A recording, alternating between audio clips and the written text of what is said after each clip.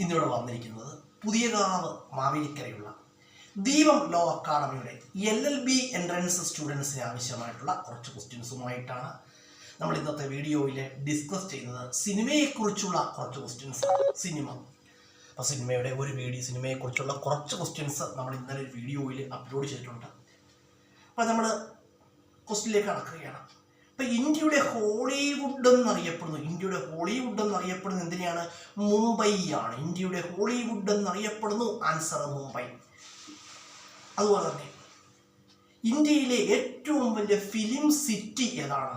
ഇന്ത്യയിലെ ഏറ്റവും വലിയ ഫിലിം സിറ്റിയാണ് രാംബോജി ഫിലിം സിറ്റി. അതെവിടെയാണ്? Hyderabad. Largest film city of Asia. Answer Ramoji Film City. അല്ലെങ്കിൽ largest film city of India. Answer എന്താണ്? Ramoji Film City. അതെവിടെയാണ്? ഹൈദരാബാദിലാണ്. അതുപോലെ തന്നെ പറയുകയാണെങ്കിൽ തമിഴ് സിനിമാ വ്യവസായത്തെ വിളിക്കുന്ന പേരെന്താണ്?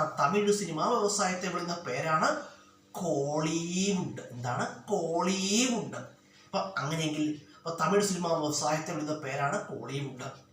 Tamil film industry is known as Kollywood.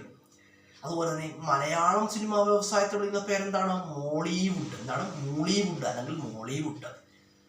Malayalam film industry is known as Mollywood.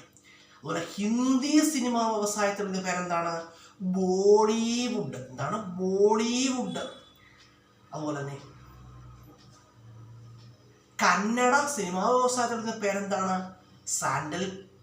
Sandalwood.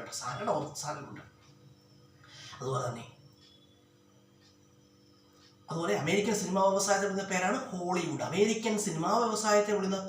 Hollywood. എന്താണ്? ഹോളിവുഡ്. അതുപോലെ പറയുകയാണെങ്കിൽ സിനിമാ കിങ് ഓഫ് ഇന്ത്യ എന്നറിയപ്പെടുന്ന ആരെയാണ്? ഷാരൂഖ് ഖാനെയാണ്. നമ്മൾ നേരത്തെ വീഡിയോയിൽ പറഞ്ഞു. ഷാരൂഖ് ഖാനാണ് സിനിമാ കിങ് ഓഫ് ഇന്ത്യ എന്ന് അറിയപ്പെടുന്നത്. അതുപോലെ തന്നെ ഇന്ത്യയിലെ ആദ്യത്തെ സംസ്കൃത സിനിമ ഏതാണെന്ന് അറിയാമോ? ആദിശങ്കരയാണ്. First Sanskrit movie of India. Answer Adi Shankaracharya.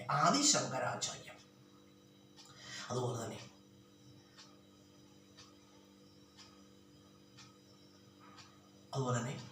ഷരൻഷാ എന്നറിയപ്പെടുന്ന ആരാണ്?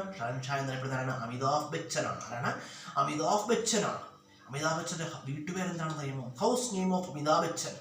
ആൻസർ പ്രതീക്ഷ. എന്താണ്? പ്രതീക്ഷ. അപ്പം അവിടെ കുറച്ച് ക്വസ്റ്റ്യൻസ് പറഞ്ഞു. അപ്പോൾ ഈ ക്വസ്റ്റ്യൻസ് എന്താണ്? പരീക്ഷയൊക്കെ ചോദിക്കാൻ സാധ്യതകളൊക്കെ ഏറെ ക്വസ്റ്റ്യൻസ് ആണ്. അപ്പോൾ നമ്മുടെ വീഡിയോ കാണുന്നത് തുടർച്ചയായിട്ട് കാണുക. നാളെ വേറെ കുറച്ച് ടോപ്പിക്സുമായിട്ട് വേറൊരു വീഡിയോയിൽ ഡിസ്കസ് ചെയ്യുന്നതാണ്. ഇന്നലെ ഒരു ദിവസം നമ്മൾ വീഡിയോ ചെയ്തില്ല, കാരണം വീട്ടിൽ കറണ്ട് ഇല്ലായിരുന്നു. അതുകൊണ്ടാണ് വീഡിയോ ചെയ്യാൻ കഴിയാഞ്ഞത് കേട്ടോ. ഇടയ്ക്ക് 1-2 ദിവസം കറണ്ട് ഇല്ലായിരുന്നു, അതുകൊണ്ടാണ് വീഡിയോ ചെയ്യാൻ കഴിയാഞ്ഞത്. അപ്പോൾ ഈ വീഡിയോ ദിവസം ഒരു വീഡിയോ നമ്മൾ യൂട്യൂബിൽ അപ്ലോഡ് ചെയ്യുന്നുണ്ട്. സമയം കിട്ടുമ്പോഴൊക്കെ വീഡിയോ അപ്ലോഡ് ചെയ്യുന്നുണ്ട്.